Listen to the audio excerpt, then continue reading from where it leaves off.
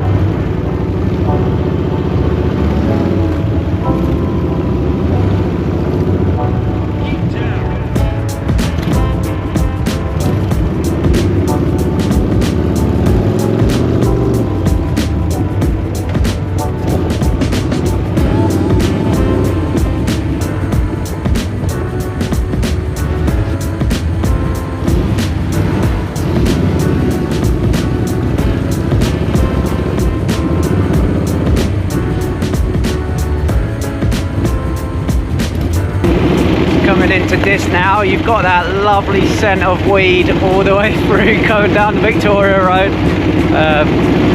It's a funny old town, this. Like, we moved here about a year ago, and it's got some really posh areas and then some not so posh areas, but I mean, that kind of suits me quite well. I grew up in Romford in Essex, so it's kind of similar there, to be honest. You had a lot of rich people and then a lot of poor people, and it's quite a nice demographic to get a mix of both of them, to be honest. It's not been fully gentrified, but yeah, I feel like I fit in here quite well, to be fair.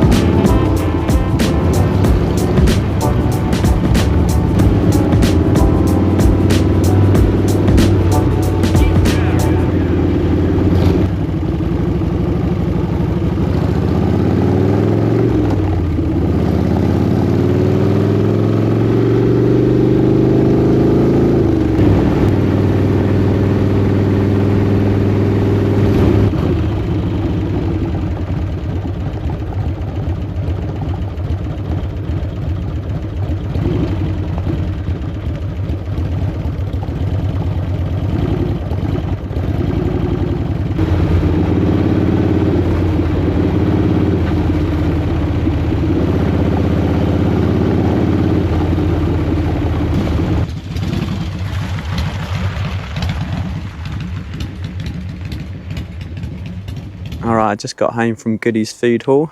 I love places like that. They just support local farming and you know, all the local veg, all local butchers, meat and stuff like that. Just got a bunch of stuff for Christmas that I can't really show because in case someone in my family watches it. We're doing Secret Santa this year, so it'll be a dead giveaway if they see what I've brought. Obviously you can see on my bike it was still wet out there, but the mudguard saved like quite a lot of mud splatter on my face, but you can see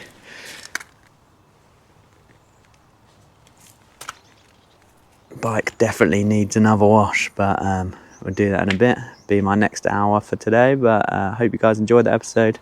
See you guys on the next one. Peace.